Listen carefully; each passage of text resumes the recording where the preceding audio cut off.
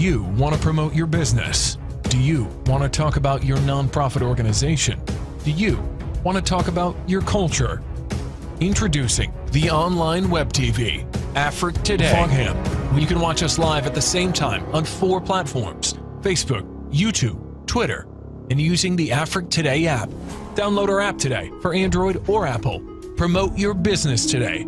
For more information, go to www.afriquetoday.com.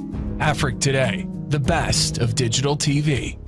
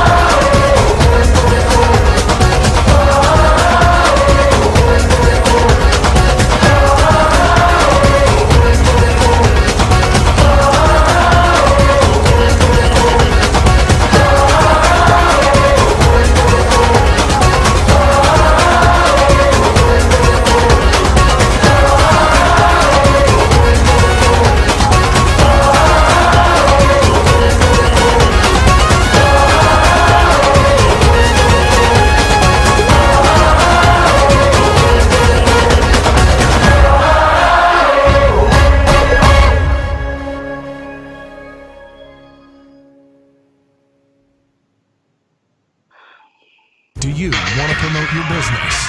Do you want to talk about your nonprofit organization? Do you want to talk about your culture? Introducing the online web TV, Afrique Today. You can watch us live at the same time on 4 platforms: Facebook, YouTube, Twitter, and using the Afrique Today app.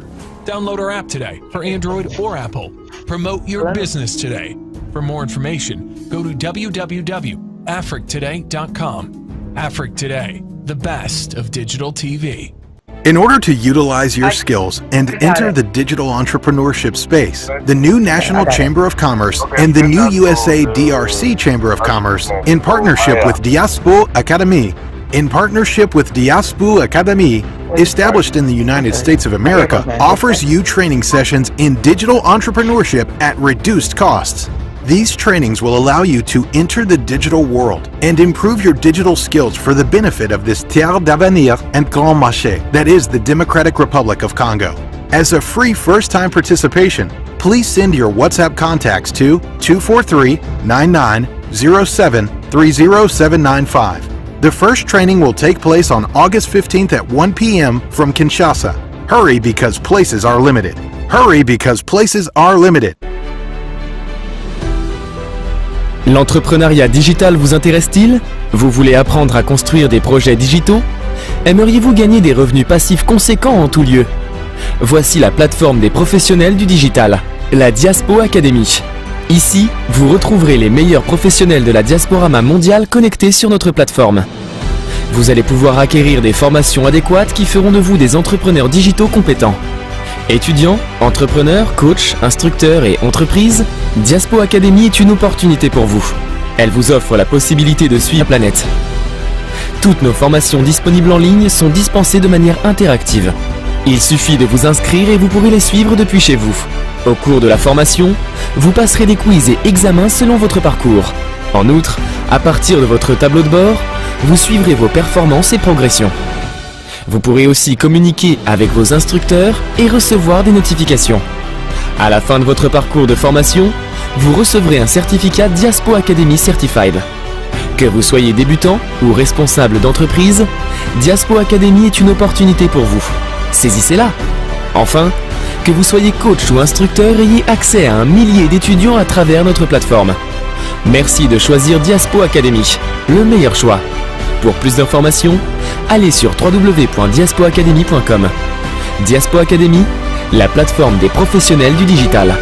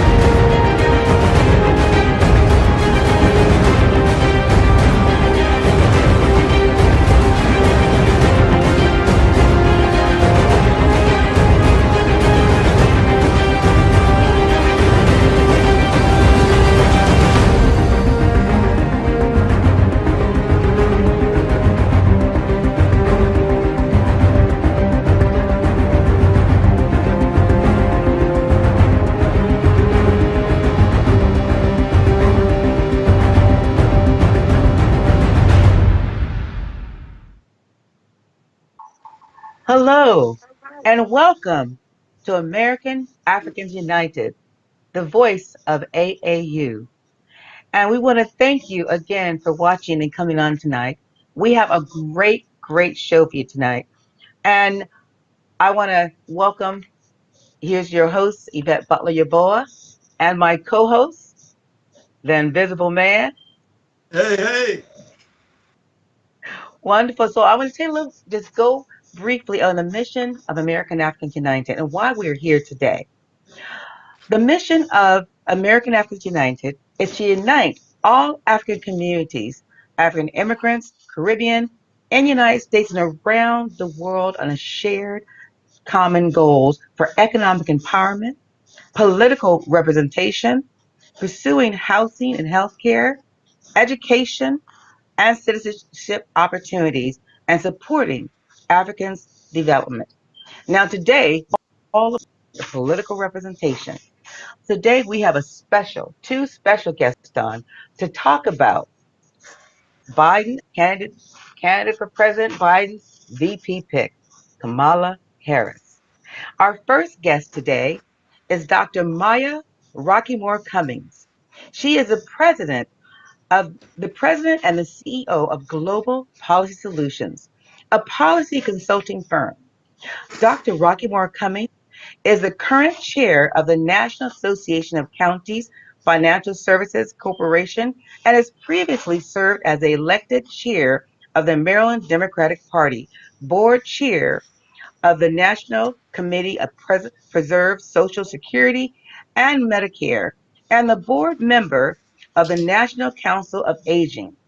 She is a noted political scientist, policy expert, author, and writing a book right now, and speaker. She has written and presented extensively on the intersection of U.S. policy and politics, including Social Security, Medicare, healthcare, and issues on aging.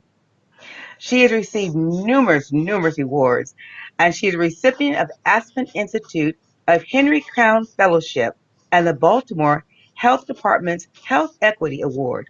She's earned her BA in political science from Prairie View, AME University, and MA and PhD in political science with an emphasis in public policy from Purdue University. Unfortunately, she is a widow of the late Congressman Elijah Cummings. We give our condolences again, and I know it's so sad, and resides with her dog, Andy, which I haven't met yet, didn't get to meet Andy, in Baltimore's Madison Park neighborhood. And she is a member of the New Palmist Baptist Church in Baltimore City. Dr. Cummings, thank you so much for coming on today. Dr. Butler And Eboa, it is my pleasure to be on with you. Thank you so much for having me. And we want people to remember you can call in. And we're excited today because we're going to talk about the Vice President Biden's, who's a candidate for the presidential Democratic Party, his VP pick, Kamala Harris. But before we go into that, Maya, we have a video that we want to show really quickly, and we want you to comment on how this pair is really going to make a difference. Can we get the first video, please?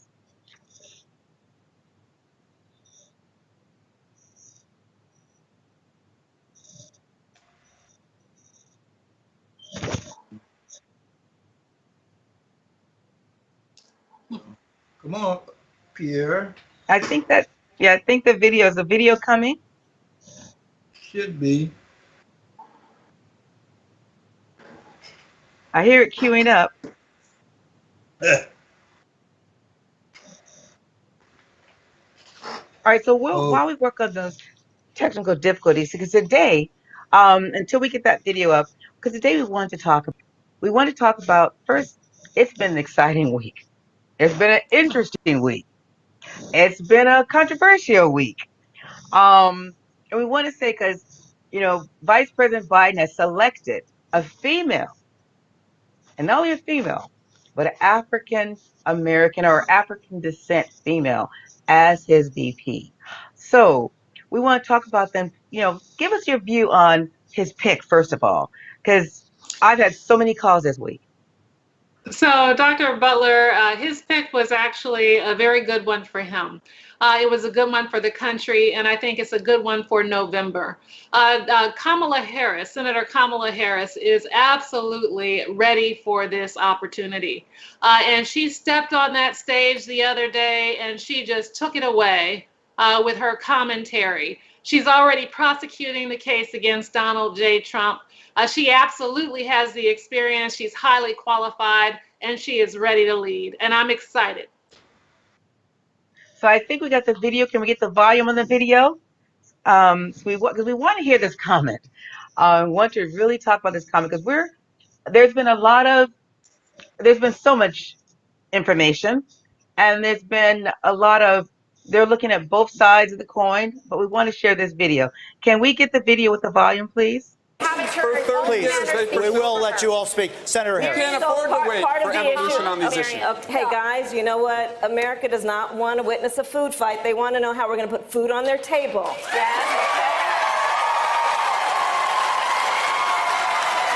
I'm going to now direct this at Vice President Biden. I do not believe you are a racist.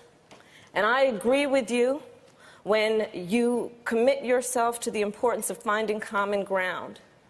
But I also believe, and it's personal, and I was actually it was hurtful to hear you talk about the reputations of two United States senators who built their reputations and career on the segregation of race in this country.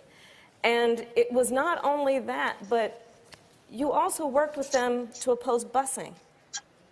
And, there was a little girl in California who was part of the second class to integrate her public schools. And she was bused to school every day. And that little girl was me. So I will tell you that on this subject, it cannot be an intellectual debate among Democrats. We have to take it seriously. We have to act swiftly. As Attorney General of California, I was very proud to put in place a requirement that all my special agents would wear body cameras and keep those cameras on.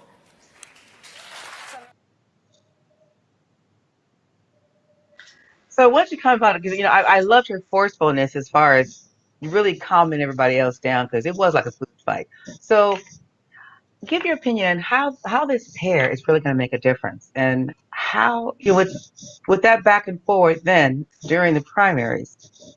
Give us your thoughts on that, please. So I think Senator Harris actually showed that she has a command of the debate stage. That when everybody else is in chaos and trying to speak over everybody else, that she has the ability to step in and calm everybody down and be assertive without being offensive, which is always, seemingly a requirement for women in today's day and age. And at the same time, she has this track record of leading a statewide agency of a very important and large state. She's managed a multi-million-dollar public budget. She's successfully run for statewide elected office on several occasions.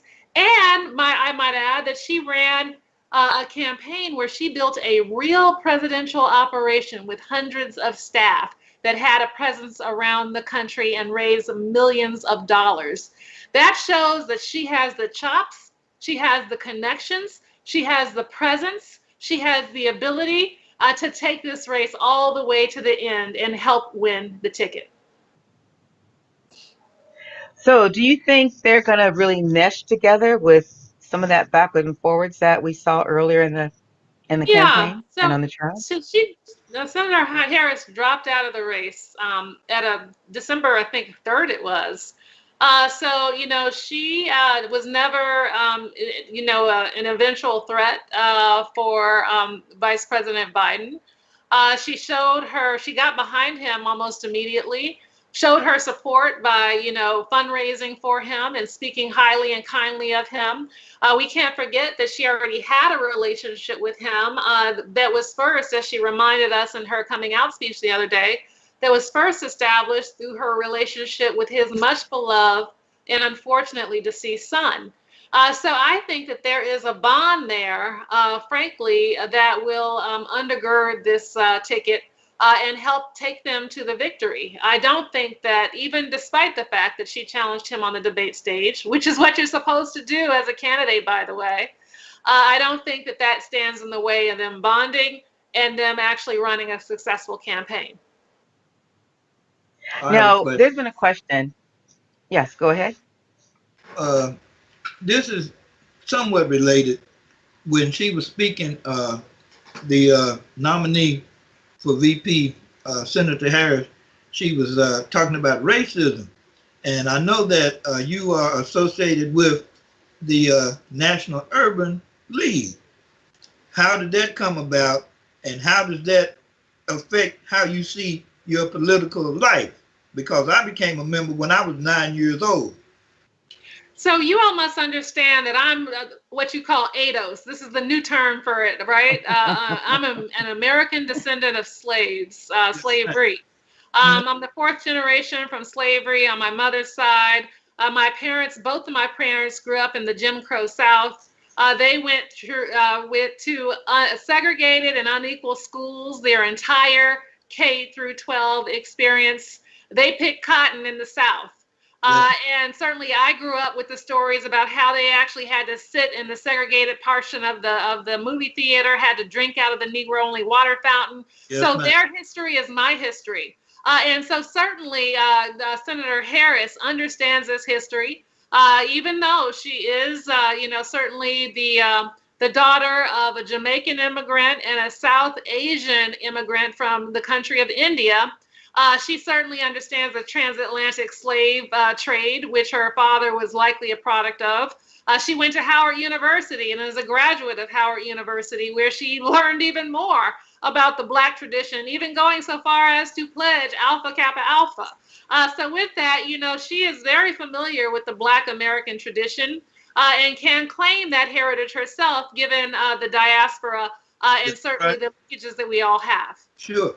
Very quickly, your book, A How-To Guide for the Hip Hop Generation, and it's a political action handbook. Will it be in play?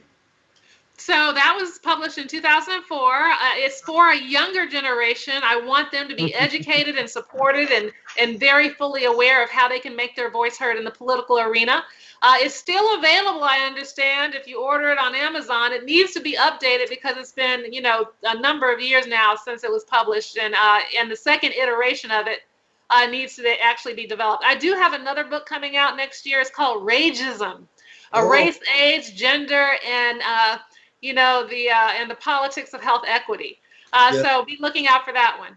Okay. All right. Dr. Butler. Wonderful. No, and thank you for those questions. They were great questions. One of the things we really want to talk about now is what is the importance of minority women, women in office, especially women of color.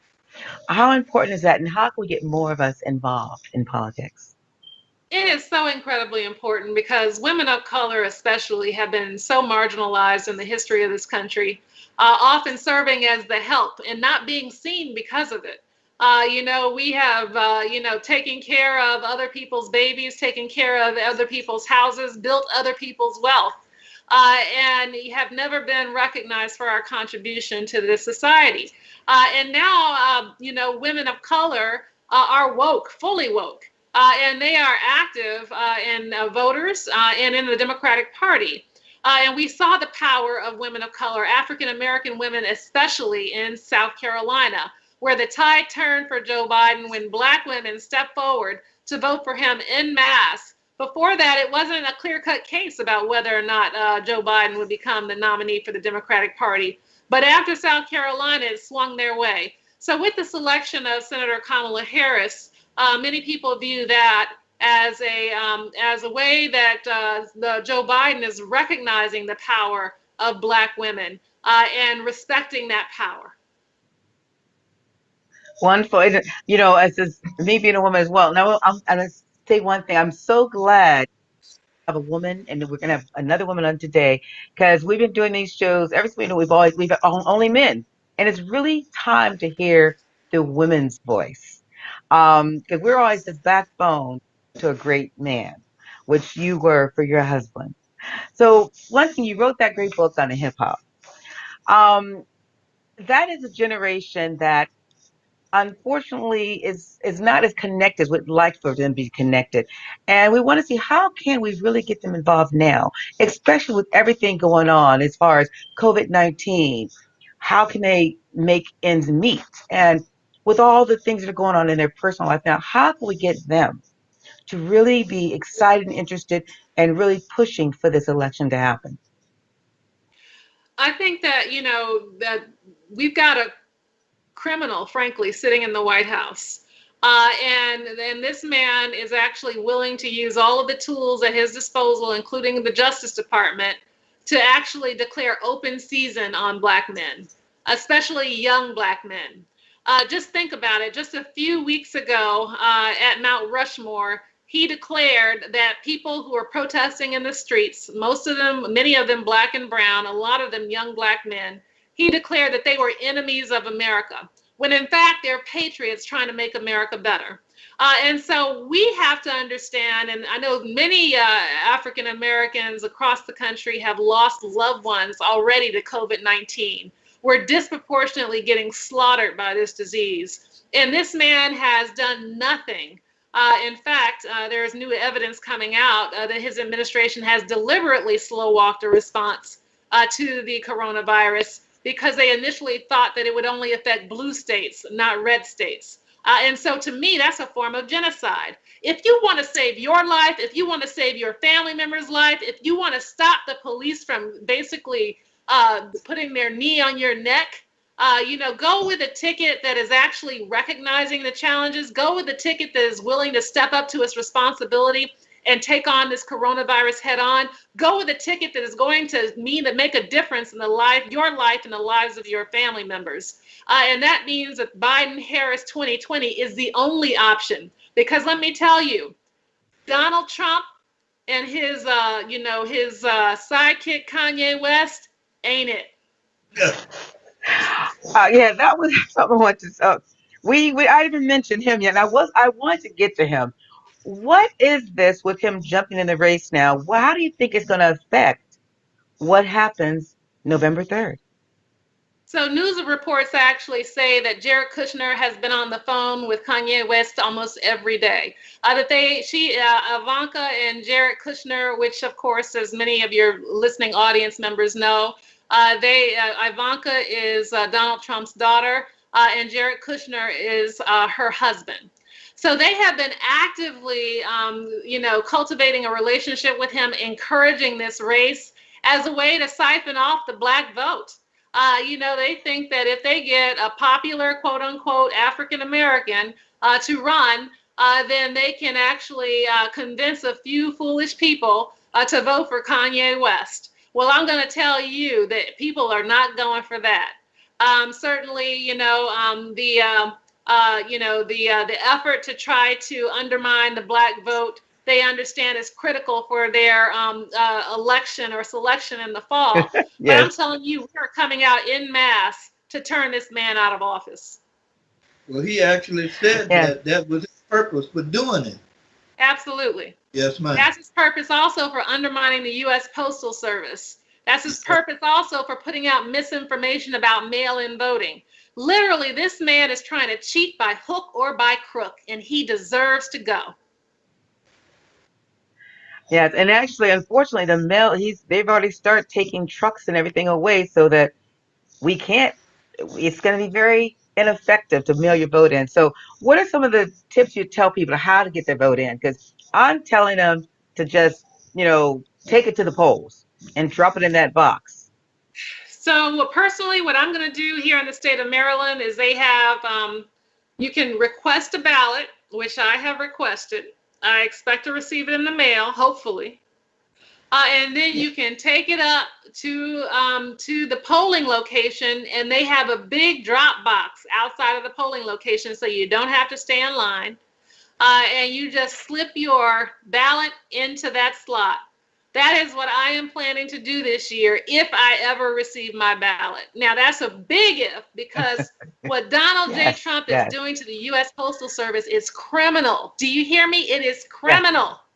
And he deserves to be impeached just on that basis alone. He has admitted that he does not want people to actually exercise their constitutional right to actually vote in this election through the means that are available to them through their state election board.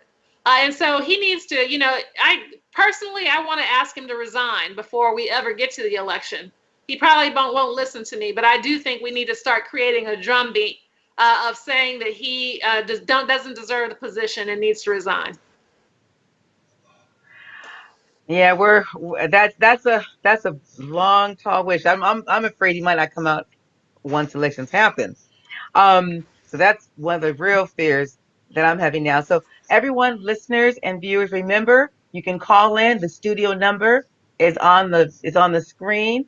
So remember, you can call in. This is a live show, and so if you have any questions, comments, concerns, please don't hesitate to call in. The call-in number is on the show.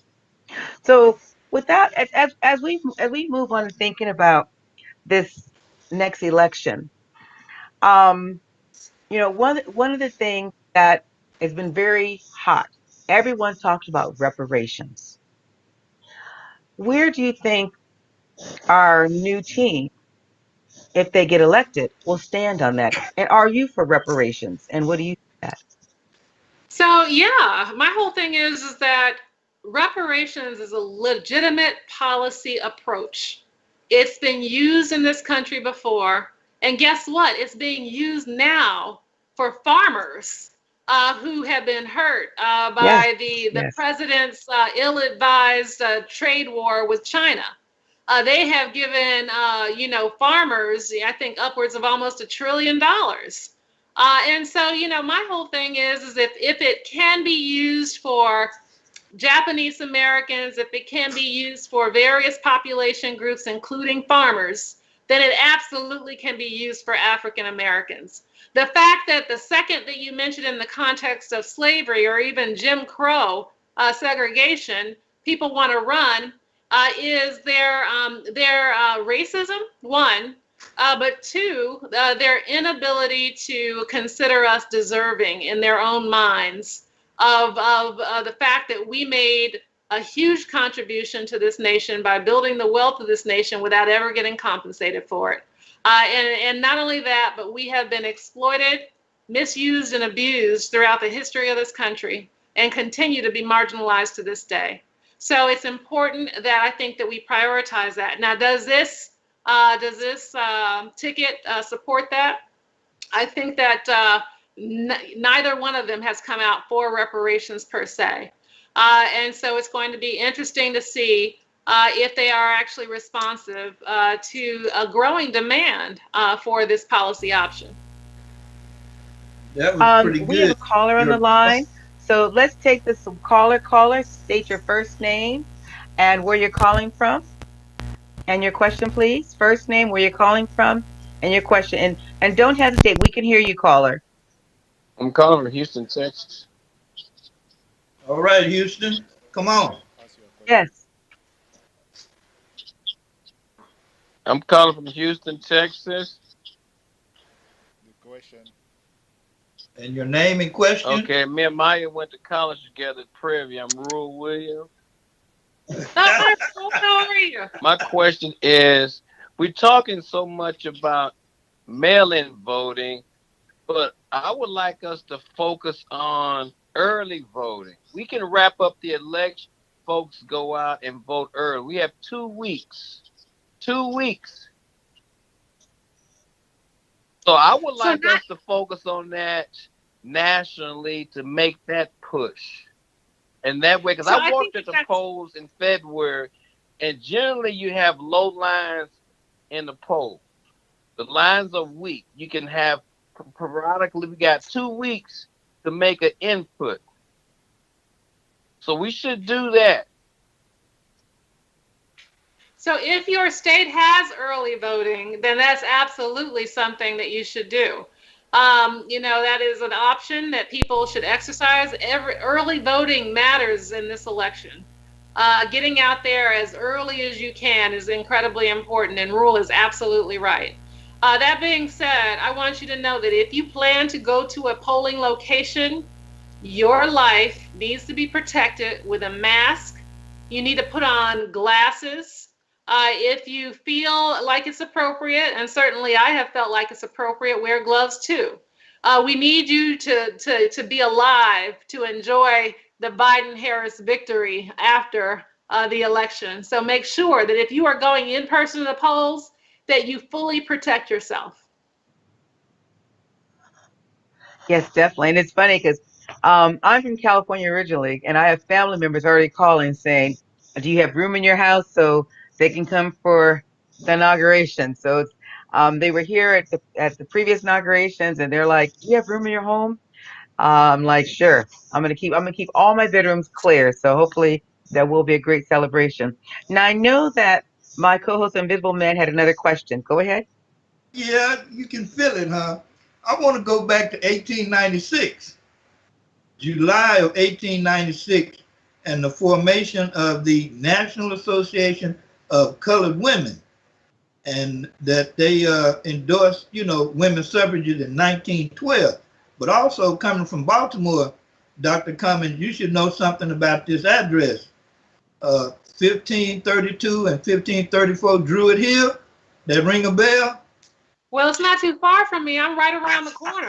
I'm on Madison Avenue. Yes. Okay. So we have been, meaning not me because I'm a guy, even though I'm invisible, but Black women have been involved in the voting rights movement for some time. And now, like you said, the incumbent is trying to deny everybody voting. So please address that before we get the next person coming on, which is Representative Lee. So thank you, Mr. Invisible Man, for that excellent question. You're absolutely right that Black women have a long history of advocacy and electoral participation in this country. I want to not only mention the organization that you discussed, but also Delta Sigma Theta Sorority Incorporated, which I actually am a member of. All right. Was the only sorority that took place in a very prominent suffragette march for the right to vote in 1919. Yes. And so they were a part of pushing for the what we eventually got in 1920. As you know, that this year is the 100th anniversary, the centennial of the 19th Amendment. Yeah. And so Black women have always had a role in advocating for our political empowerment, and we continue to this day. Thank you. Thank you. And yeah, because we're going to be bringing Representative Sheila Jackson Lee in a few. But before we bring her on, there's a question I have because both former President Biden and also Senator Harris, they have something very similar when they talked about saving the soul of America, as we call the soul.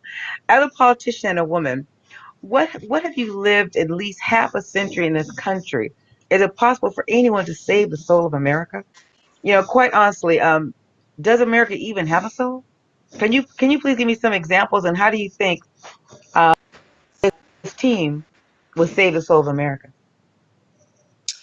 I think that yes, the answer is yes, it's possible, but it's not possible with one person, two people, three people. It's got to be possible with the majority of people mobilizing to say, as my late husband used to say, we are better than this. In fact, he, I think, was among the first to coin the term saving the soul of our democracy. And then somebody else went and wrote a book using that title. But Elijah always used to say that this is about the soul of our democracy. And I think that Black people especially have a role in holding up that soul of our democracy. Because of our historic persecution in this country, we are the conscience of the country.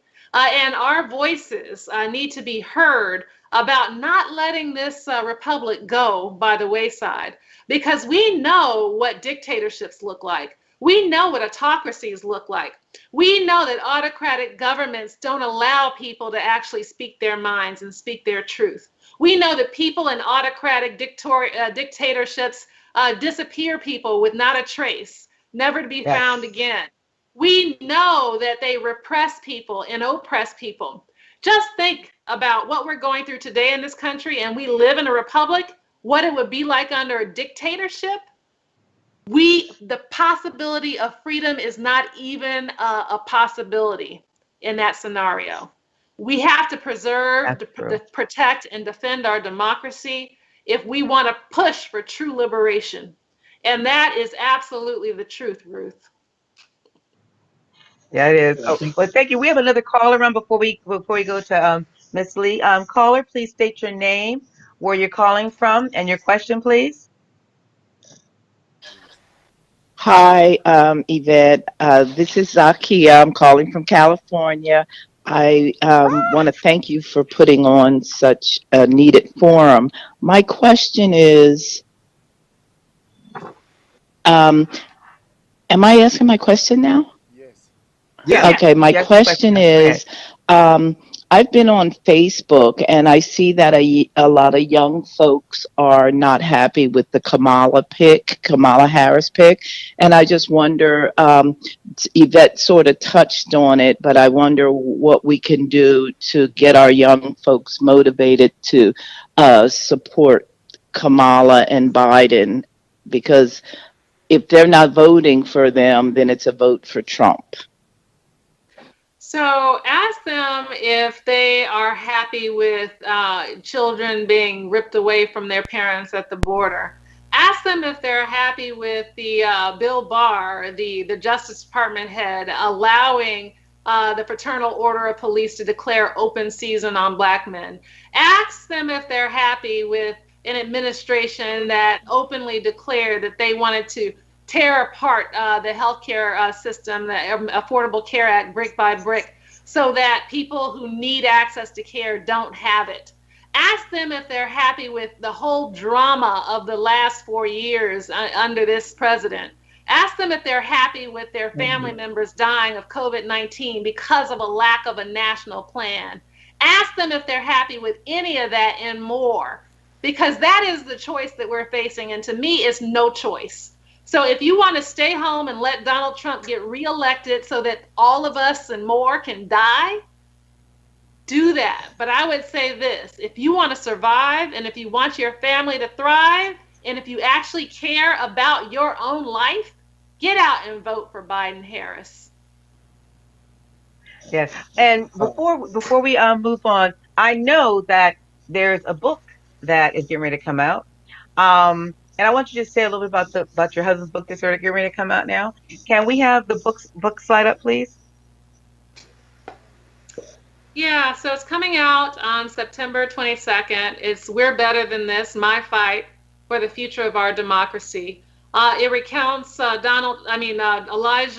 struggles with Donald Trump, how he had to subpoena him, how he did all these kinds of investigations, how the president of the United States lied to him continuously, how he viewed the president of the United States, Donald J. Trump, as the gravest threat to our democracy in our lifetimes, how he felt very strongly that if we did not get this man out of office, we would not have a democracy. And you all remember that when he came out of that hearing with Michael Cohen so long ago, he basically said, when we're dancing with the angels,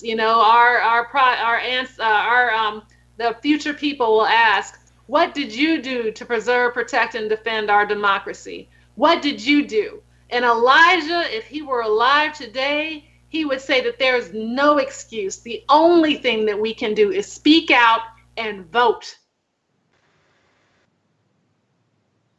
Thank you so much. And we have another caller, and then we're going to bring Ms. Lee in. Caller, can you state your name, where you're calling from, your first name, where you're calling from, and your question, please. Am I on now? Caller, are you there? Yep. Thank you. Am I on now? Okay. Hi, Dr. B. This is Precious Smith from Maryland. Hello. Hi. I supported your campaign, and I was just curious and wondering what's on your list next, moving forward with all the excitement that has come off of this election.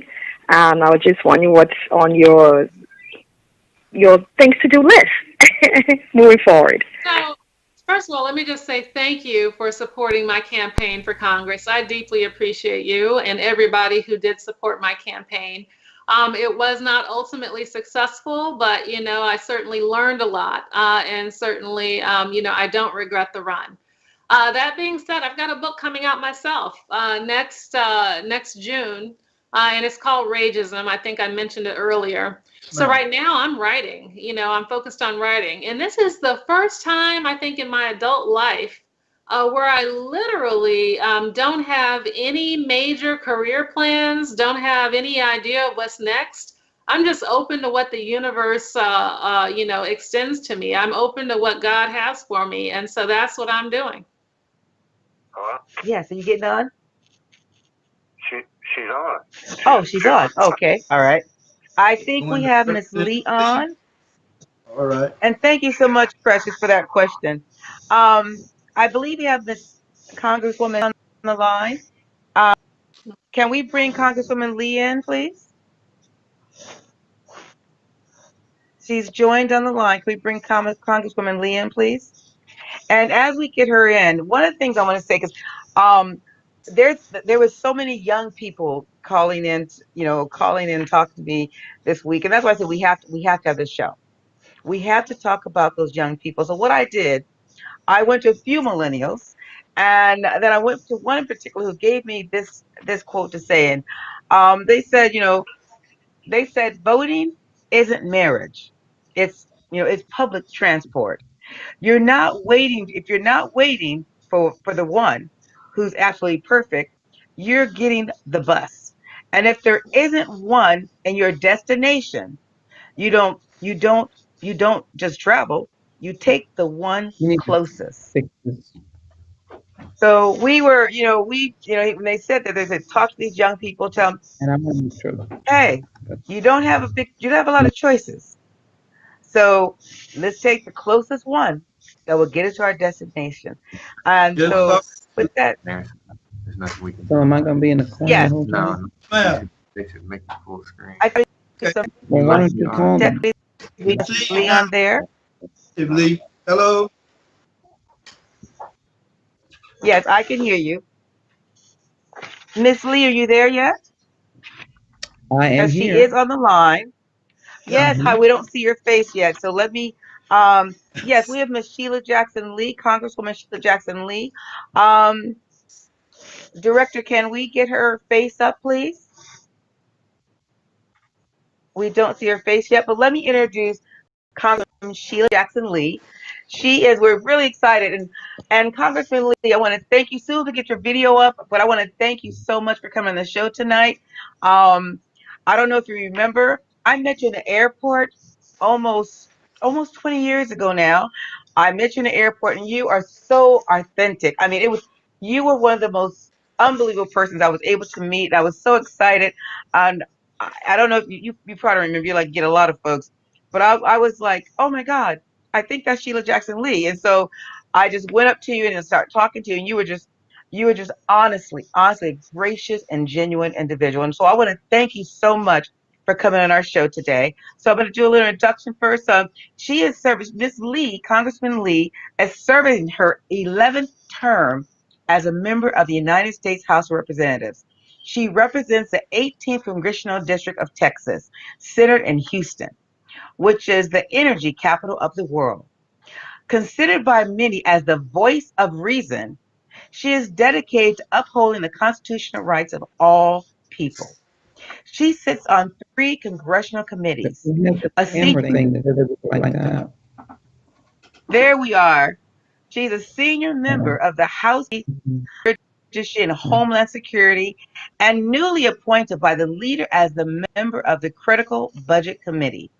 She is the first female ranking member of the Judiciary Committee, Subcommittee for Crime, Terrorism, Homeland Security, and Investigations, is leading the way for the criminal justice reform through groundbreaking legislation, including the Sentencing Reform Act, Law Enforcement Trust and Integrity Act, the RISE Act, the Fair Choice for Youth Act, Caliphs Act, our law, and the Raising an American Rising Act of 2015.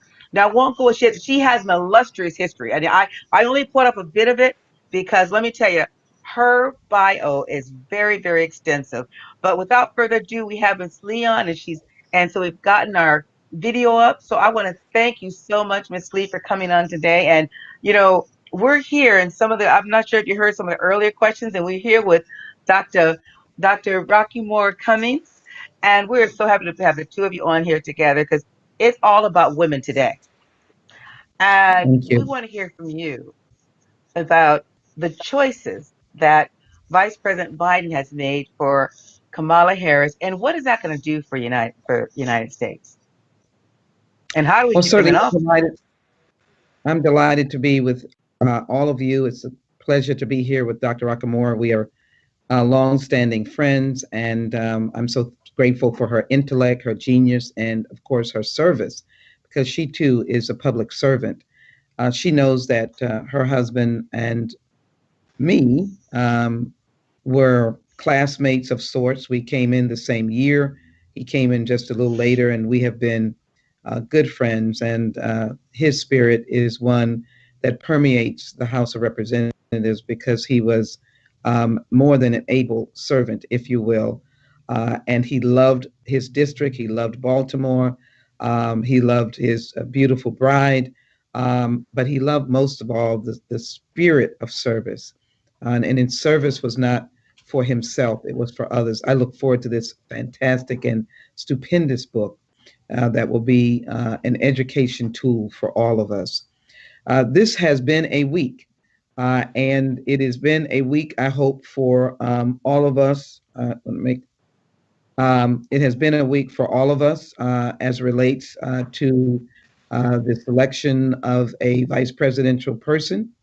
And I'm excited about the fact that this is an affirmation of Black women. And of course, Senator Harris is a Black woman with Southeast Asian heritage. She is proud of her heritage, and she's proud of her status as a Black woman. And I think that most people don't know the history of Black women. They see us now, and I think we become like an old shoe. There they are. Black women always working, Black women being parents, being single parents, Black women being academicians, astronauts, scholars. I've already said that. They are doctors, lawyers, they are mothers, they are sisters, they are scientists, they are business women. They are a myriad of things, but they don't know the burden that we carried from the moment that the slave traders purchased us in Africa rather than spices and gold, and the history of us being the glue for families, even through the history of slavery. And as the descendants of enslaved Africans, we have continued to try to be the glue for families. But we have also, in the economic mountain, we're at the bottom. Just about 10 days ago, I heard a statistic that Black women in Washington, D.C., place where we're working to make it the 51st state, made 51 cents on the dollar, right. And women made 89 cents. I know a lot of this is the work of Dr. Rockamore, along with the understanding of the environment and energy. So my point is that we've never been in this space. We've never been in a space that would put us this close to the presidency, to even be perceived to be a president of the United States. And I think that this gives life to Shirley Chisholm, who courageously in 1968 said that I too am an American. I'm a Black woman of consequence, and I'm running for the presidency of the United States. This gives consequence to the Honorable Barbara Jordan, poised to take a position on the Supreme Court. That did not happen. And it gives to countless women who are at the bottom of the mountain the fact that Senator Harris has risen to the mountaintop, and she has taken us with her. So that's what I think it is. And it's intergenerational. I certainly hope that from all of the X's and millennials and all ages recognize that it's not the fact that she made us as Black women, but she is now taken a place where Black women are seen to be capable of doing many of the things that we're already doing. But people will turn there and say, oh yeah, there were astronauts that happened to be Black women. Oh, how long has that been going on? There are doctors, surgeons, scientists that are Black women. The deputy administrator for NASA at the Johnson Space Center is a Black woman. Oh, have they been around all this time? It's an affirmation. And I hope that it propels us to many great things. Well, thank you so much for those words of wisdom, and that edified us. But we have, as you know, it's a live show, and we have a caller on the line, actually a few callers. So can we take the first call? And caller, please state your first name, where you're calling from, and your question, please. The number. Je l'écoute. Okay, caller, we can't hear you well. Yeah, my name is Malik Linzanzo from Maryland. From New Orleans, okay. Your question? Yes. Can you hear me good, Dr. Butler? Yes, we can hear you. Okay, so my name is Malik Linzanzo, and I'm calling from Maryland. I'm the CEO. Maryland. Hello? Yes, we can hear you. Caller, your question, please. Yeah, Say your so question. yeah, I'm Malik Linzanzo. I'm calling from Maryland. I'm the CEO of Global Affairs Network.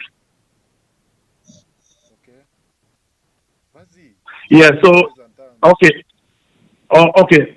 So, Dr. Butler, I want to thank you. First of all, I want to thank you. I also want to thank,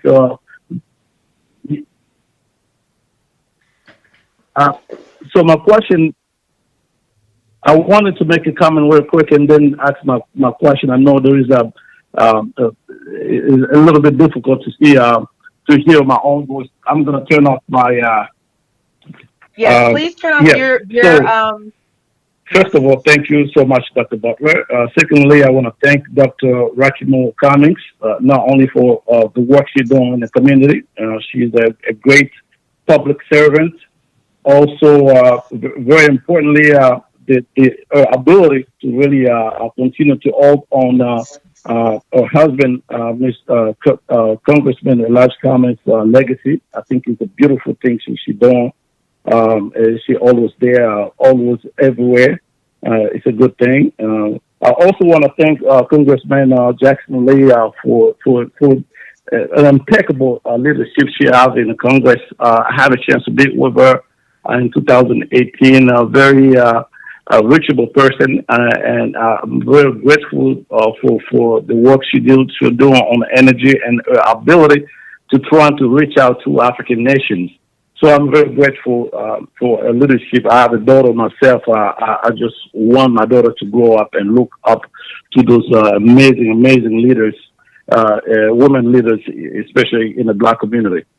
So my question here is actually about how a strong a candidate has to be in front of facing Donald Trump. We've seen how vicious this man is. I remember how vicious he was, and it was against when he was running against Hillary Clinton. And one of the most famous praise that he was able to convince a lot of people, African American people, was that what do you have to lose? You guys remember that when he was saying, what do you have to lose? African Americans have suffered tremendously under Democrats. So our communities have been suffering because of Hillary Clinton policies. Do you think Kamala Harris have the tenacity and the leadership necessary to really face Donald Trump, knowing that he always somebody who's disrespectful to a woman, or already shown some he already has started to attack, the VP, and I just wonder if she would be able to really handle Mr. Trump and to show the entire country that this is a time for black women. You know, black women are black magic, and the Democratic Party really in the future really have to understand that black women really are the backbone of the Democratic Party. So I just want to listen to some of the comments, whether from Dr. Ricky Moore or from Congressman Jackson Lee, to see exactly if they can reassure us about Kamala Harris' leadership. I know that you guys already have many times to see her in action, both in the community and in the Congress. So I'm going to let. I know this is a time that all women across the country have to. Caller, let's get your question answered. We only have a little bit of time. Let's get the question answered. Well, let me start, if I might, for that answer to say I absolutely do. This is a movement. This is a journey. And both Biden and Harris will not travel the journey alone. We have 80 plus days to elect a new attitude, a new movement for this nation that I believe the nation is begging for. I think elections past, candidates like Hillary Clinton were misinterpreted. They were facing the intrusion of Russians. We know all of that now. And so we have to be prepared to fight Russian intrusion and stop it in its tracks. We have to make sure we don't have fraudulent elections. But as it relates to the debating of Vice President Pence, which Senator Harris will have to do, I think her knowledge and depth, the astuteness that she showed in the questioning of Justice Kavanaugh and Attorney General Barr shows that she has a very clear and astute mind. But you also have to have a heart, and you have to have policies. And I've seen the policy papers presented by the Biden campaign, now the Biden-Harris campaign. They have an answer for almost every aspect of our ills. And if they get in and we continue to be the wind behind their back, they'll be able to pass legislation. And we take the Senate that will improve the environment, that will have a better approach to the continent of Africa, that will improve the opportunities for small businesses. Their plan for small businesses is a sizable percentage of the government's business to be for small businesses, which it has not been. Very difficult to do business with the federal government, the largest business in the nation. And so I think they have plans for improving healthcare, education, HBCUs, and a better form of opportunity that can hopefully stop gentrification, better mass transit. So these things are not as clear because it's hard to read policy papers. But she'll have a lot to say to the vice president, and they certainly will have a better answer to 168,000 dead.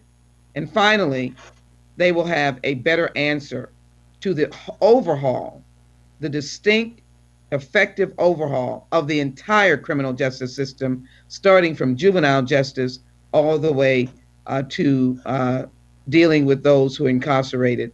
I said I was ending on this. I know the brother is from Maryland, but I believe there are enough of us who know about the continent of Africa that I'm always keeping on the front burner to have a enhanced relationship. But that relationship has to be rebuilt through the Congress and through the executive. We're prepared to do that with leadership who is willing to treat Africa and African nations as equals.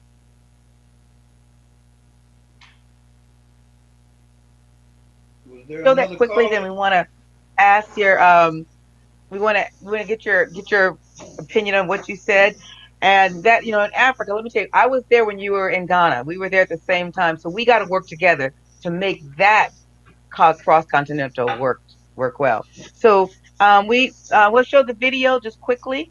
It's a 15-second video. Could you show the video, please?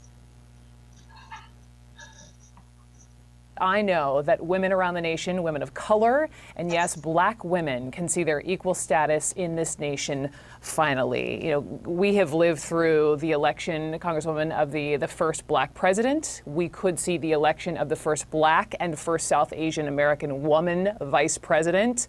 I know you told Anderson Cooper that Kamala Harris's selection takes women of color to the mountaintop that Martin Luther King preached. Is this something you actually thought you would see? Well, I know that Joe Biden is a good man. I know that there was I wanted to talk about the statement that there was a statement that you had said. We missed that piece of the statement. But there was a statement that you had said that question was in response to. And I want you to, I know you remember that statement. I want you to comment because, you know, it was this election is going to be very challenging with all the barriers that are being put up by the president in office now. So with all those barriers in place, how are we really going to ensure that we have a safe, fair, and equitable election? Well, because we have people like Dr. Rockamore Cummings, who is quite astute about her own state. We have an outstanding Maryland congressional delegation. I'm sure other elected officials. I'm grateful that Congressman Raskin was able to reach me to participate here tonight. But I'll tell you how we're going to do this. We're going to do this the same way the sister who Dr. Martin Luther King asked on the Montgomery bus boycott, "Are you tired?" And she said, "My feet is tired, but my soul is not." And there will be people coming at us. You know, if I was on the corner, I would be saying, you know, bring it on. But we're going to already be facing those who are going to bring it on. We have to have confidence in this ticket, this unity ticket that has brought a lot of people together, a lot of issues together. And we've got to demand the fact that whoever hands the government is in right now, that they cannot skew or destroy our safe and fair elections. The elections are state by state. The only authority that the federal government has is under voting rights laws and discrimination laws. And it'll be congressional people that will have to insist that the Civil Rights Division of the DOJ, the Department of Justice, does its jobs. But states will have to be in charge, and it will be people who will have to report suspicious activity. We've got to make sure our cyber system is secure so that we don't have an intrusion that skews the election by count or anything else. You know, I lived through a horrible election in 2000. I was in Florida at the office holding up Chads and looking at them and counting Chads when the Secretary of State said on Sunday, "This recount is over." Clearly unfair, because Sunday in laws, if something ends on Sunday or is due on Sunday, you have the next business day. She would not accept that. I've been there. I don't want to go there again. I was there in 2016. I don't want to go there again. So we have to make a pledge to ourselves. This election will not be stolen. And a fair election, I believe, will elect Joe Biden and Kamala Harris, the President and Vice President of the United States of America. Well, you know, we want to thank you. We want to thank our guests. We had several more questions. We don't have time to get to them, but I want to thank, you know, Honorable Congresswoman Sheila Jackson Lee for coming on today. It has been a pleasure seeing you, and you know, you always have a place and dear in my heart. And I want to thank you for being a representative of Texas and being on Capitol Hill. And I also want to thank my good friend, Dr. Rocky Moore Cummings. I want to thank you both for being on today. It has been amazing. So we really have to get these young people out. And I want to talk about the get out the vote. We don't have time, but I will do my part, whatever we have to do to get the vote out and really get these millennials to the ballot box, because that's really going to push us over the hump and getting everyone to vote in this coming election. So thank you again. for being on today. And my co-host, the Invisible Man. You didn't get to hear so much from him. We have a co-host, and my co-hosts are Invisible Man, Professor Zakira Mir. We want to thank you also for being with us today. Thank you, and we'll see everyone next week. Next great show for you. We have the president of the Afro-descendant nation, who will be on, and we'll be talking a lot more about get out the vote and reparations. We didn't get around to asking Ms. Lee about reparations, but we will get there. And next week, please join us with American Africans Today, AAU Voice. For next week, we'll have the president of the Afro-descendant nation on at 7 o'clock. Every Friday, we're here. And my guess, if I can have you back on again as we get closer to election so we can really focus on how we can work, I hope you'll come back on again. I can't end by saying support H.R. 40, the commission to study and develop reparation proposals. That's where we're going. And I want to end by thanking Congresswoman Sheila Jackson Lee for her stellar leadership. She's the hardest working woman in Congress, and she represents her district well. She is brilliant. Thank you so much, Congresswoman. It's a pleasure to partner with you and certainly your leadership. And again, she knows I've got to thank my congressional delegation. Those are my colleagues in Maryland. You all have got a great team, and thank you for your great leadership. And I always love her genius around research. She's the best.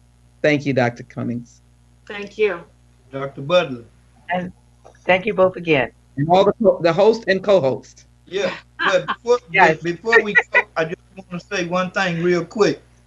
The Most Honorable Elijah Muhammad said that a nation can rise no higher than its woman. So we have to elevate our women. And that's my comment. Yes. Smart man. Thank you. Yes, very, very smart man. I got a good co-host. Thank you so much again. And we're going to sign off today. And thank also Afrique Today for allowing us to host the shows. Yep. Thank you so much. It's so good to see you.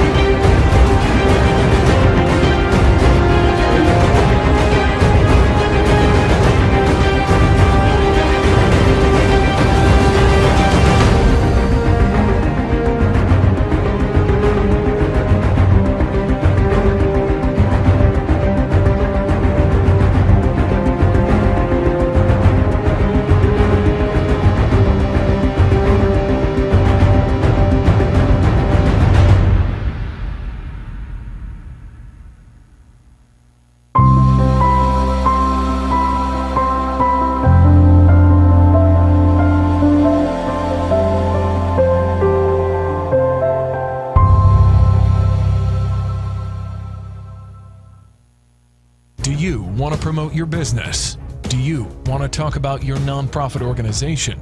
Do you want to talk about your culture? Introducing the online web TV, Afrique Today. Farnham, where you can watch us live at the same time on 4 platforms: Facebook, YouTube, Twitter, and using the Afrique Today app. Download our app today for Android or Apple.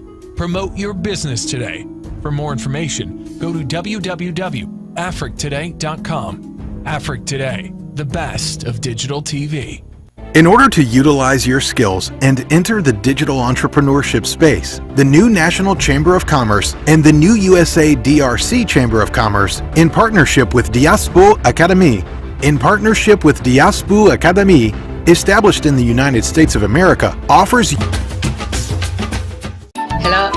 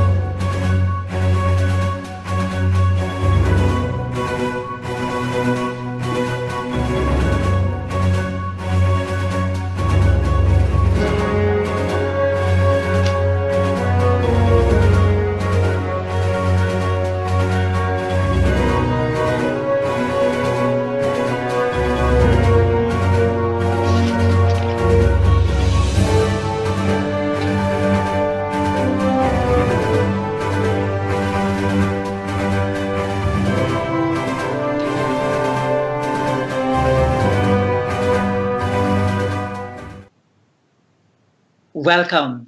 This is Dr. Melody Harris Barrow. Welcome to our show, Love, Truth, and Peace, Connecting Africa and the Diaspora. I would like to welcome my guest, Jean-Claude Atusameso. He's the president of the National New Chamber of Commerce of Congo in the United States. How are you doing today? I'm doing great. I'm doing great. And I'm very, very excited to be with you here on this show. Oh, yes. I am more than excited. I'm so honored to have you here on my show. I want us to actually talk about everything that we can about Congo, about the businesses and the opportunities that we have in Congo today. And I know you are going to deliver that message correctly because there's a lot of entrepreneurs in the African diaspora, those that's in the Caribbean, Latin America, Fiji, all over the world. I know Congo is the second largest country in Africa. And also I'm telling you, there's so many, many things to talk about today. So let's get started. Tell us a little bit about Congo. Yes, my mission as the president of the new Chamber of Commerce of the DRC Congo in the US is to do the branding of Congo. And the branding is done by telling the story. Yes. A lot of people today, they're going to tell you they don't know about the Congo. Yes. They're going to tell you what we hear about the Congo is just the negative story. Today, I'm saying that it's not about the negative story today. It's about the positive story. It's about telling the truth about the Congo. What really the Congo is for Africa and for the world. Like I told you, the Congo is the second largest country in Africa. It's not just that. The good thing about the Congo is the richest country on earth on natural resources. Yes, yes. And the Congo has a reserve of 23 trillion on natural resources. After the Congo is Saudi Arabia with 16 trillion on natural resources. In some way, the Congo has a lot to provide to the world. And the Congo has been already providing a lot to the world. Yes. The good example is about the cell phone we have today. Yes, tell us about that. Tell us about that. They cannot make the cell phone in the world without a piece of the Congo, which is a mineral called the coltan. The Congo is the reserve of the coltan of the world. The Congo has 80% of the reserve of coltan in the world. And also, you heard talking about Tesla. Today, they're talking about Tesla because Tesla is making the electric car. Now, Tesla cannot produce the electric car without the cobalt. Wow. And Congo has 80% of the reserve of cobalt in the world. Congo has lithium needed to put in the batteries. That's why it's important today for people, for businessmen, for entrepreneurs to understand that they can do a lot by coming and investing with us in the DRC Congo because we have the opportunity for everyone. And everyone will play with us what we are calling a win-win game. Exactly. Now, what I want us to talk about, because there's a lot of entrepreneurs here in Latin America, the Caribbean, North America, and the world, of course. I would like to know the business opportunities in terms of if I come to Congo right now, I would like to know the process. Is it difficult to start a business in Congo? Because that's important. Could you elaborate on that? Yeah. Yes. Today, they made it very easy to do business in Congo because the Congolese government opened what they call a guichet unique. You do everything at one office. The same office gives you all the license. You can take your airplane, you get to the Congo, the next week you can register your company, and 1 week after you can start doing your business. Wonderful. Now tell us about the incentives. The incentives, if I come to Congo, because I know in Panama City, 20 years ago, we start rebuilding Panama. And one of the things that why Panama has grown so much is because of all the incentives that they were able to provide. So tell me some of the incentives that Congo has to offer to foreigners coming to do business in the Congo. Yeah, the foreigners who are coming to do business in the Congo, they can have a lot of incentives. You know, for example, on the sector of construction, infrastructure, people must bring to Congo heavy equipment in order for them to do their work in Congo. In the sector of mining, they need to bring heavy equipment. And even in the sector of transportation, they need to bring cars and equipment. For the foreigners who are coming to the Congo, they give them some break on custom taxes so that it can be easy for them to come and start doing business in the DRC Congo. That is marvelous. I am telling you, that's good, because oftentimes when you travel to certain countries, once you get there, there is hardly any incentives, and it takes 3 months, 2 months in order to start a business. So those of you that are listening, as you can hear, Jean-Claude is saying, they have already prepared for you in order to do business in the Congo. Let's talk about now the things that's already set up for Congo. We talked about yesterday the great investors that's going to be investing in Congo. Tell us about that. Now, like when I'm talking about that, I would like also to talk about the competition. Okay. The Congo is a great market today. And you will hear people say, Chinese are already in the Congo. Why Chinese? It's about asking the question to my brothers and sisters here in America, until what time you need to wait before coming to the Congo. And I'm telling you, the time is now. Yes. The time is today. And the good thing we did for big project of the Congo, we divided the Congo in 5 regions. Okay. And with the 5 regions, we did the feasibility studies for all the most projects we have to do in the Congo, according to infrastructure, according to agriculture, according to new technology, according to most of the structure on IT and all of that. Now, what are we doing? Some of the business people, we can see what is the level of their investment. For those who have high investment, we put them on that big program of big project, so that they have already all the studies done, and they're going to tell them what's going to be their tax to invest in that area. But others, we are doing the B2B with different entrepreneurs of the DRC. Okay. We have people who have mining concessions, but they don't have the technology. They don't have the equipment. We bring investors who are coming to join them on a joint venture so that they can work together in mining extraction. And we are bringing others to come with the refineries. And we are bringing also others who can join venture with Congolese who have the land, but they are missing funding to do real estate projects. They can work in a joint venture to build houses together. And we have programs on like building highways. Yes. We need to be putting cameras, bring new technologies.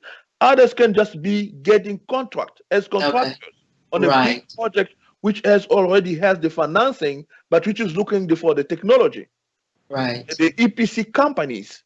We can bring the EPC companies on some project which we have already the funding for, so that they can just help us to make those projects happen with the new technology they can bring to us. Right. Let me ask you something, because this is also what Panama did, because I was in the whole transformation of Panama as well when it comes to housing, when it comes to real estate.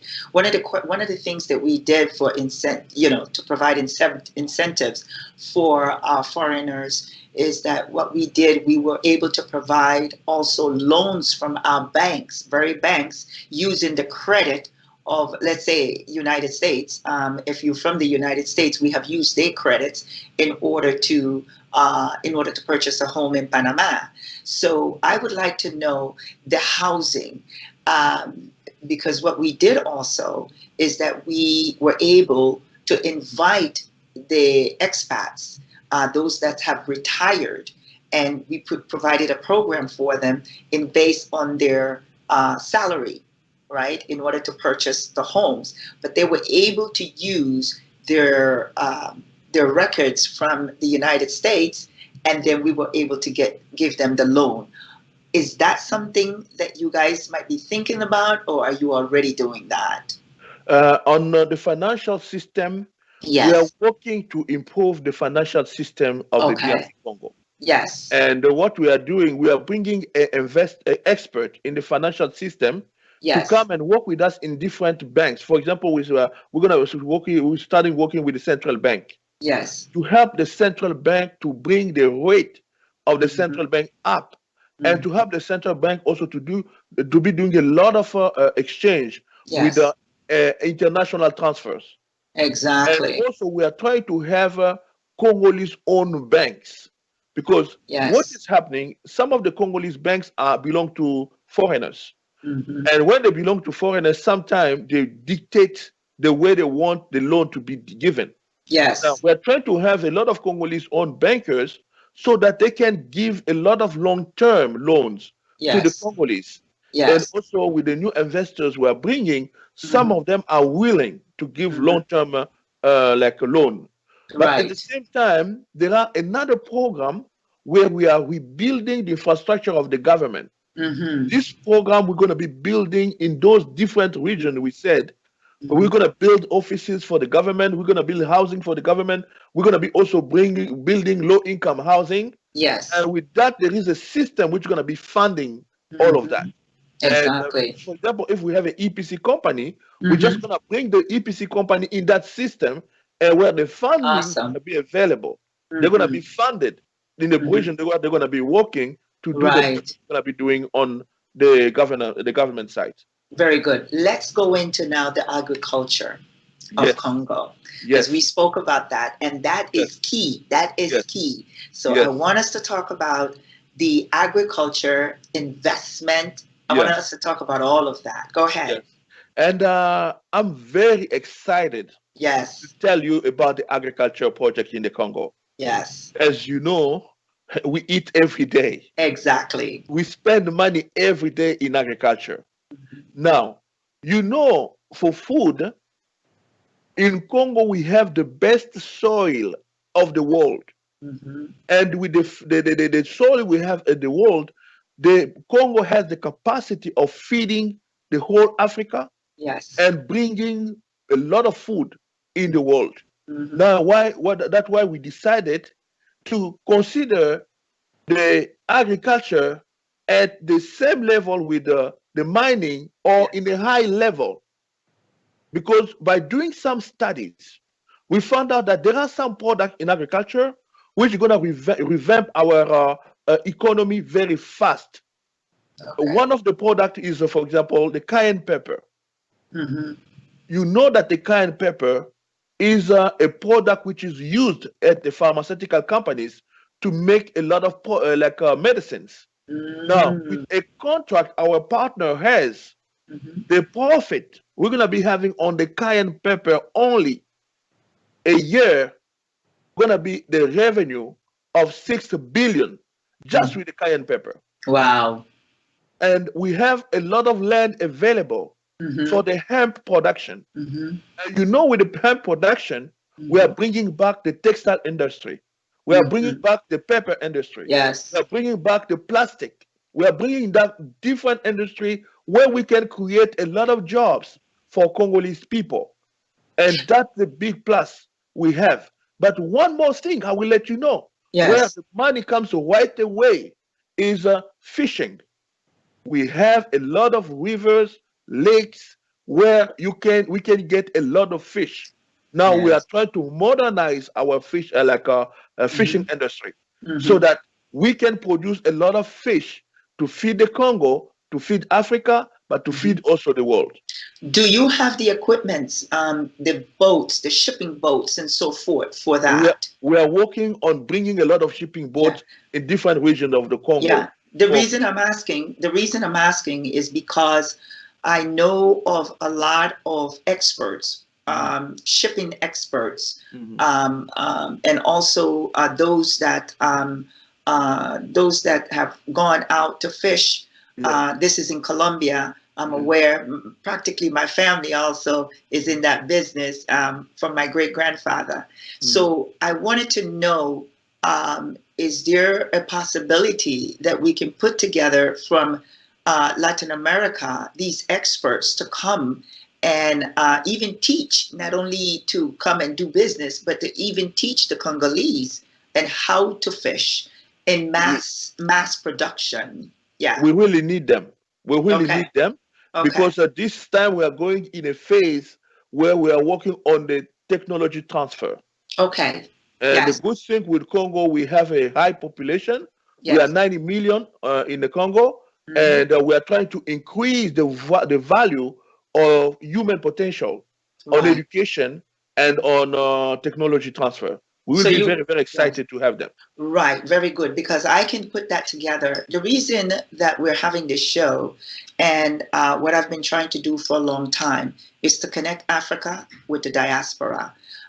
Because we have a lot of experts when it comes to cultivating, when it comes to even the mass production of seafood, and this is all type of seafood, but not only to come and just do business, but to come and also train the Congolese, because I think this is important, because I think it's enough is enough that we have had others to come into the country and take.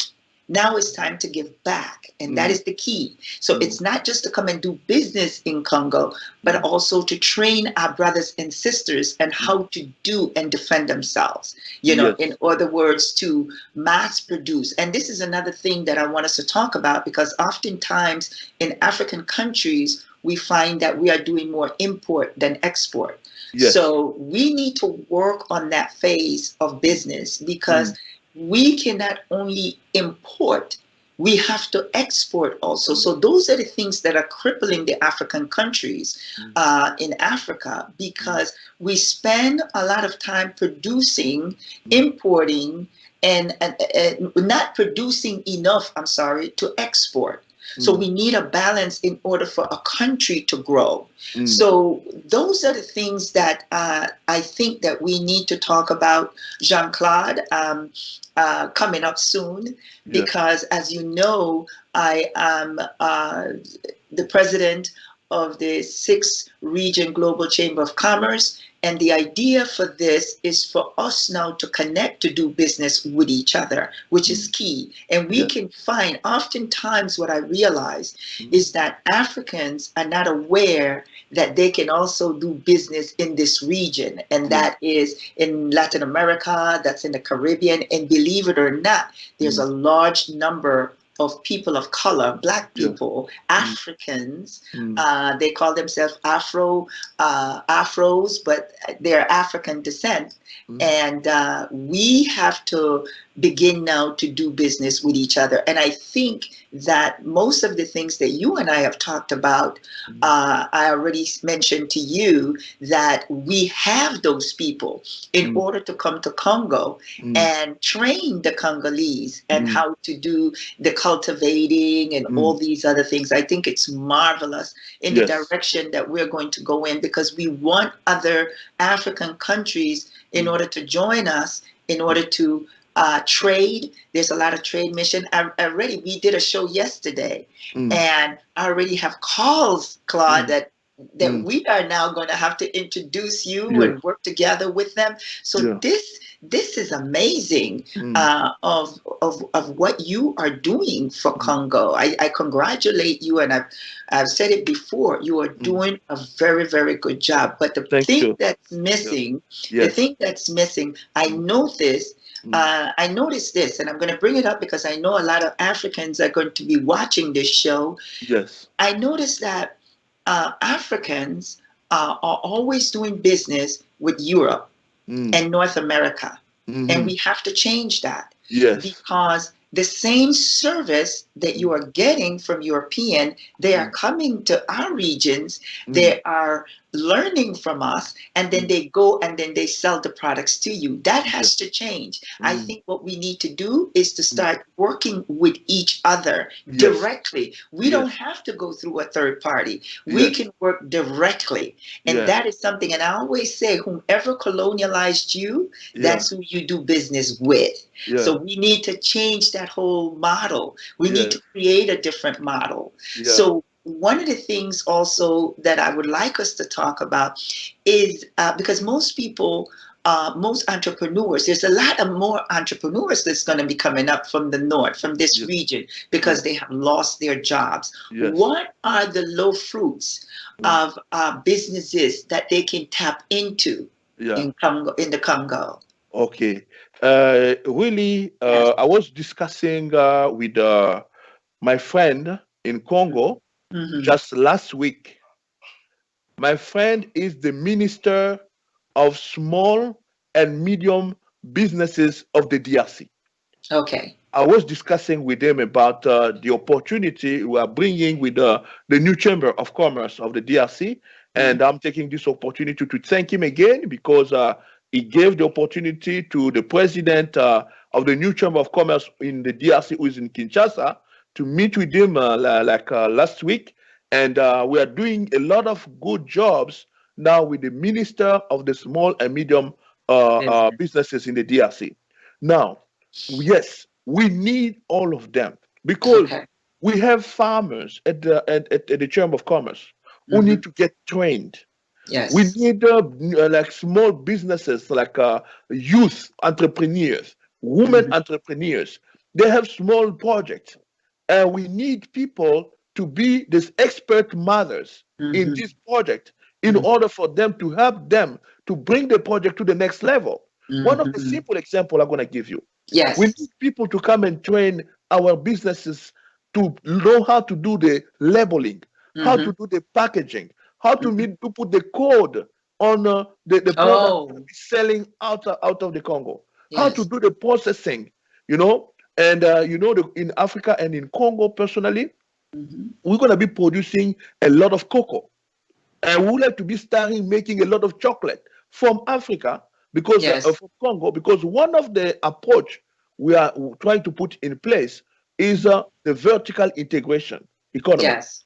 On that vertical integration economy, we are producing in Congo, and with our partner of the Global Chamber of Commerce, we are producing together with them. We are processing together with them. We are labeling together with them. We're going to be commercializing together with them. And we're going to work with the Global Chamber of Commerce to open different boutiques in all these different areas where we produce, and our products are going to know our different boutiques so that we have the control of the production, of the processing, and all the distribution. That's where we're going to have a good distribution of wealth. But also at the same time, yes, we have what we call the blind spot. That blind spot is we don't know what we don't know. Because we don't know what we don't know, we don't know that we need to know what we don't know, because we don't know that we need what we don't know. Yes. We need someone to come and boost us and tell us, guess what? You are looking for the expert, we have them in Colombia. Exactly. Looking for expert, we have them in Panama. Yes. And I was amazed. I was on the phone with one of my partners in Dubai. Yes. And I was discussing with him about, because we are organizing some corridor in Africa to be trading the product of Africa with Dubai, with the US, with Russia, and with different buyers. Yes. Now, I was discussing with my partner in Dubai. My partner in Dubai was telling me about some product which is really needed in Jordan. And this product is what is the avocado. Yes. I never think that the avocado was so important to be a product which is really needed. It is. Yes. I was doing now research on the avocado. Yes. I found out that in South America, you have villages invested for the avocado production. Since that day, when I was speaking with the president of different chamber of commerce in the DRC Congo, I told them, guess what? You are looking for some product, please, I want one of your direction to help me to build an avocado village in Congo. Yes. And you have the land. We have You the guys land. have the land. Yes. You And I have the saw land. the chain of supply of avocado in one like country in South America or in Central America. Yes. I said, wow. We have the people for you. Yes. We have the people, for years, I've been working with finding where, like with the different products and so forth, trying to explain, and I'll give you another example, trying to explain to my African brothers and sisters, business people, that most of the things that you are getting from Europe, we have it in Latin America and the Caribbean. And I'll explain. I'll give you an example of the moringa. I don't know if you ever heard of the moringa. Yes. Okay. We have a lot of moringa in Colombia, to the point where it's in the backyard just thrown. They don't really know, well, they know now, but they didn't really know the cost of what's being charged in Europe for moringa. You see. So these are the things now that I'm trying to do, the connection between Africa and the Caribbean, Latin America, in order for us to list now our needs. This is what we have to do. We have to list our needs, and then we have to present it to these Latin American countries and Caribbean countries, because what I'm trying to do also is to have my African brothers and sisters, that most of the things that they're shipping from all the way from Africa to the north in the US, we have it in Latin America. We have it in the Caribbean. So that way now, you don't have to ship from Africa. You can be able to grow and cultivate in Colombia, in Nicaragua, in all these other places, and then ship from that point. What is that doing? That is not only helping you with your cost, but it's helping the brothers and sisters also in Colombia, in Nicaragua, and other places. What I'm trying to do is to establish a economic empowerment between all of us. Because if we don't do that, if we are giving money and doing business with other entities, we are not developing our economic empowerment in our communities. Because one of the things that we need to do is that when we spend, we're spending correctly. Yes. Where it will come back, but it's benefiting all of us. That is the idea of the 6-region Global Chamber of Commerce. In order for us to find your need, you make the list, we will provide for you. And also the mentality also of coming into your country and training the brothers and sisters there. That's the key. Because you have to do for self. We have to grow. And the reason I'm saying that, Jean-Claude, is because it's time for you to export, not always import. So once you're being trained for the things that you have to do, the cultivation and everything, now you can begin to do more exporting than importing. You follow me? And another thing I want to mention also is the Panama Canal. Is that Panama has the second largest free zone in the world, and not one African company is present at that free zone. And there are so many incentives. You can ship, you can bring your products in to Panama and then ship all throughout the Caribbean, Latin America, even back to Europe, and have no taxes. You pay no taxes at all, and there's a whole list of incentives. So these are the type of things that when we come to Congo, we are going to bring the experts, so you can learn about the process of the free zone and the great opportunities that you will have also with the Panama Canal, the great contracts and so forth. There is so much that our African brothers don't know that they need to know. So you see, because I've done trade missions from Panama We have done trade missions to go to Bahamas, to go to different places, and and Barbados has come to Panama. And with my company, we have done a lot of trade missions. So what I'm trying to do now is to see how, and after, of course, we're going to be connected. We need to bring the experts to you, and then we can create a trade missions with Barbados, with Panama, with the Bahamas, come to your country and show you all of the things that you need to know. And that's great. That's great. That's great. Yes. And also that's going to be very, very important because I coach also young entrepreneurs in the US. Yes. From the African descent. Yes. I'm helping them to do the projection of them starting big investment in the international market. And that's going to be a place where if I cannot bring them to Africa, I can bring them to Panama. To Panama. Exactly. And they can do some experience in Panama so that they see that it's not far. It's like I'm going to help people where we're going to bring to Africa, but us we can bring there. But also there are all the Africans who are interested in investing their money out of Africa. And we can just bring them there to create business, to create jobs. That's a good win-win opportunities for us so that we can work together and win together. Exactly. Yeah. I have done a program. I have a youth ambassador program.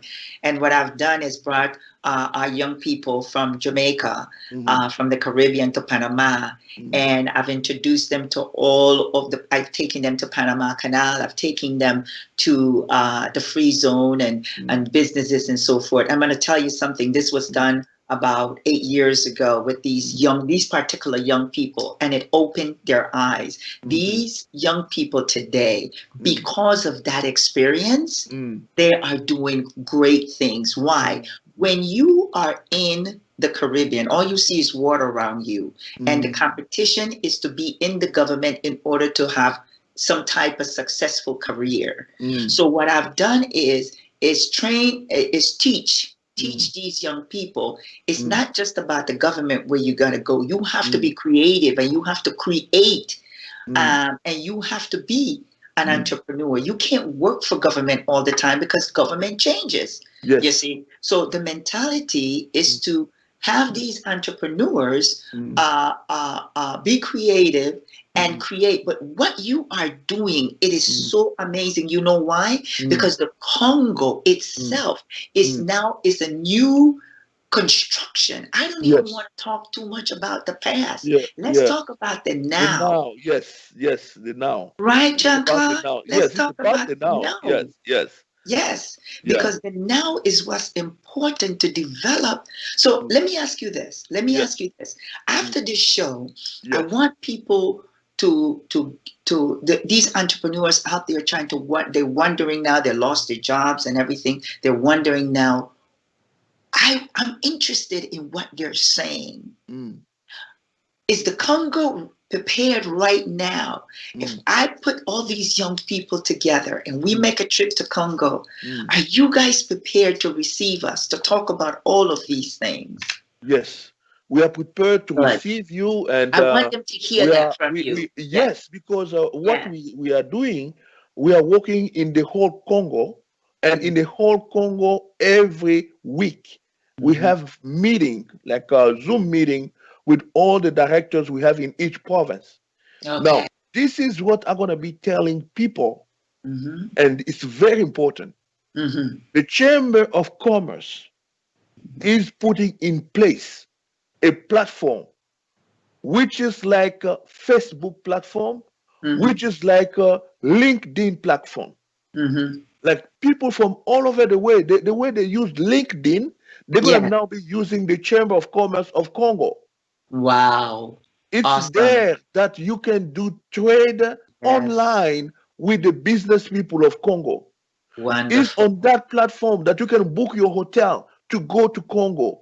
On platform, you can communicate with people who are already doing business and start discussing the step of your project with your partner who's in Congo. Right. Yes. What we put in place, it's amazing. And we're going to be launching that website tomorrow with our partners. It's to know that, yes, it's like, imagine Facebook. Yes. But we have a Facebook just for the Chamber of Commerce of the DRC Congo. The way you have your pictures on Facebook, the way you can advertise on Facebook, the way you can sell on Facebook, the same way you will be able to sell on the platform of the Chamber of Commerce of the Democratic Republic of Congo. We understand how important the digital is. Yes, it's important. Yes. We understand how Amazon, how Alibaba made the money on online. Yes. And we decided to give access to the Congolese at each level and in each province of the DRC to give them access to the training. Yes. And we have an academy which is training all the people who are coming to learn. We have the Diaspora Academy, where we have the experts from all over the diaspora who can come and teach on that platform, and the people of the Congo can learn technology, IT out of that platform. It's a very, very interesting what we put in place. And we are ready. We are ready to come to receive you, and we are ready to receive anyone. And now we are also working on a program with a lot of colleges of the US. They will be coming with us on trade mission to train people on IT, on coding, on electricity, on construction. Wonderful. We have already a program like that set up with one of my friend, a professor who's working with us to put all of this in place in the DRC Congo. I have a question because education is very important because the education that we received in America and also in Africa, especially in Africa, it's even though there are certain African countries that are independent, but they're still using the education that the colonializers have left. So I would like to know in Congo, is that also part of the development in Congo, the education, especially education for public schools? And the reason I'm asking is because I have quite a few colleagues that have changed that whole model to a new model today in the present technology and all these things. There's a company that's called GPS, and her name is Michelle Johnson, and she has created this whole transformation of education, but for the present, So is that something also that that Congo would take a look at as far as the education is concerned? Yes, it's something which is a very, very needed, and it's needed now. Okay. With my own research, and because my foundation has a program which is called Eco Village, the Eco Village project. We're establishing eco villages in different area of the DRC Congo. But what you see, the way you are speaking, that the education in Africa was Eurocentric education. Exactly. We need to learn everything European did. Yes. Where they went to fight, what they produced. But today we need to bring a African-centric education. I love it. Why I'm insisting on African-centric. Yes. The Congo, like I told you, is the first richest country in the world. In the Congo, there are other people where they live with gold every day. They live with diamond every day. They live with cassiterite every day. But guess what? There is no a university in Congo which is helping Congolese to know how to cut diamond. Wow. In order for Congolese to cut diamond, they need to go to Europe. They need to come to the US. They need to go to Israel. Yes. That's the way it is now, you're saying. Yes. So we need to change that. We need to change that. We have to work hard on changing Congo, that. Which is helping Congolese to know how to cut the diamond. Yes. But I'm gonna be honest with you. There are Latin American countries that we can come in and we can do that. And we my God, you know what? When you come next week, I don't think we're gonna sleep. We're gonna talk the whole time. And another example. What we're gonna do. The Congo has the gold belt. The gold belt has a lot of gold. Okay. But this is what I'm saying publicly. They never teach Congolese what the gold can do in the economy of Congo. I will repeat it. Yes. They never teach Congolese the value of gold in the economy of Congo. Oh my goodness. I will give just a short analysis. Okay. With the gold we produce in Congo, we could have a lot of refineries which could refine the gold of Congo, stamp the gold of Congo, and put the gold of Congo in a reserve. Wow. With the gold of Congo in a reserve, the currency of the money of Congo is supposed to be in a high level. Yes, yes, yes, yes. The Congo could keep the gold without selling it, get the line of credit on that gold, and start trading and making money without selling its gold. Wow. Jean-Claude, this is great. Today, people don't have beds in the hospitals. They don't have chairs in the hospitals in a region where they produce gold. Yes. It's not acceptable. It's and not. You cannot understand it. It's because not. That same gold you have there, you are doing it here and there. You can just save it. Yes. You keep it. You don't sell it, you keep it. And when you keep it, you make money out of it. And you fund your education, you fund your economy, you fund your security. Yes. But they didn't teach Congolese. They didn't teach you anything in order to be equal to them. They taught everything that they trained you on. They trained you to serve them. Yes. And that's this is another thing I will let to tell you publicly. I told you that we have the reserve of cobalt in the Congo, right? Now, let me just explain to you that the next day when you're going to be changing your battery, right? They're going to ask you more money for you to buy a new battery when you will not bring your old battery. Oh, are you serious? They did it already. I'm just reminding you that. When you go to buy a battery, the price is different. If you bring your old battery, it's cheaper. Yes. And why is if that? you bring your old battery, it's cheaper. Why is that? Yes. Because in that battery, there is the cobalt inside, which didn't perish. Wow. In order for it's a recycle. They're gonna recycle. They're gonna recycle that cobalt you have inside of that battery. Wow. You are teaching us so much today. Now, I didn't finish to teach you. Okay. Because the product of cobalt is not perishable, we have to sell the cobalt the way we sell the electricity. Wow. In some way, we give you our cobalt, you're going to be paying us monthly. We lease you our cobalt. Oh my goodness. We have to lease you our cobalt.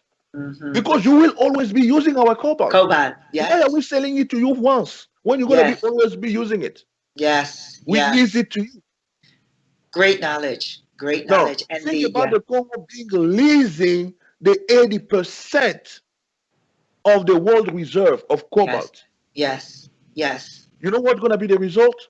The result's going to be, because the Congolese are 90 million, we're going to be doing the distribution of wealth on Congolese. Yes. It means that even though a Congolese doesn't work, going to have a check every month. Yes. Awesome. Because we're going to have a lot of wealth to distribute to our people. Exactly. This is going to be the new Democratic Republic of the Congo. Yes. There you go. Teach us. And now that we know it, we're going to make it happen. Oh, yes. And that's why I'm saying the new story is a different story. That's right. And that's why the education is important to our children in the Congo and throughout Africa. Education, but the right education.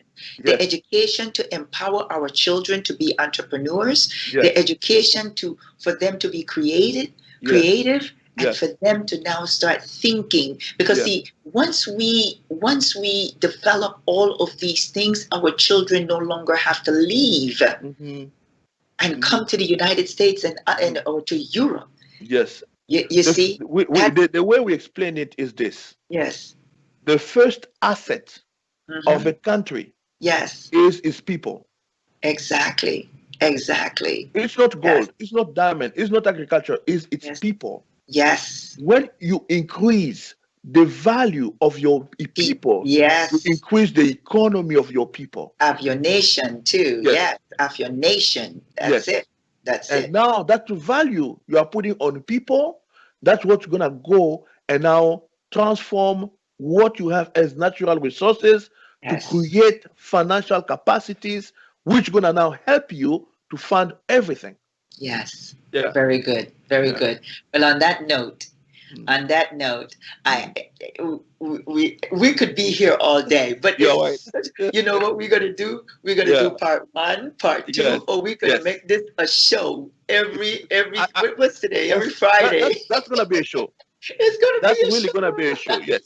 We're gonna be having it every Friday. We need to discuss about Africa, because there are some part of the program I didn't share with you about the corridor we are doing with the neighboring country of Africa, with different countries of Africa, and also we can do the same with South America and Central America. Exactly. Well, I want to conclude by saying thank you, Jean-Claude. Thank you so much for being on my show, Love, Truth, and Peace. And definitely we're going to continue to have this show with you, just with you. You just cover the world. Yes, thank you. Today. Thank you so much. You covered the world today, so we want to thank you truly for being here. And yes, if you would like to get in touch with me, you can email me at info@melidaharrisbarrow.com, and there you will be able to send us information. Our chamber would be launching very soon, hopefully in October, and that will be the 6th Region Global Chamber of Commerce. And Jean-Claude already, he's part of this chamber that I am getting ready to launch soon, because there's so much work that we have to do. So we're going to be working together, and that's the way it should be. We have to work together in order to connect Africa and the diaspora. Thank you very much for watching. Again, this is Dr. Melida Harris Barrow.